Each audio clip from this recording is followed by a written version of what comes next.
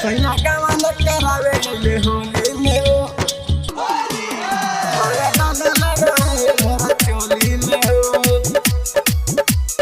चोली में हो म्यूजिक डायरेक्टर डीजे विकास चोली में हो लेकिन आइले सैया बड़ा फिचकारी डालता रंग मोरा देवराया गाड़ी डालता रंग मोरा देवराया गाड़ी लेकिन आइले सैया बड़ा फिचकारी डालता रंग मोरा देवराया गाड़ी हमर मन पागल आइल बाटे होली में हो सैया गावन करावे अइले होली में हो रंग डालल रहे मोरा चोली में हो सैया गावन करावे अइले होली में हो रंग डालल रहे मोरा चोली में हो सैया गावन करावे अइले होली में हो रंग डालल रहे मोरा चोली में हो चोली में हो Kalika movies recording studio Sugauli चोली में हो बैठल रही सखी असरा लगा के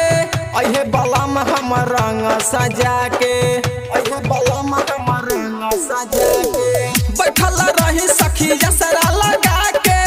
अहे बलम हम रंग सजा के कहे रंग दे हम तोहरा हम चोली के हो सैया गावन करावे अइले होली में हो रंग डलल रहे मोरा चोली में हो सैया गावन करावे अइले होली में हो रंग डलल रहे हमरा चोली में हो सैया गावन करावे अइले होली में हो रंग डलल रहे हमरा चोली में हो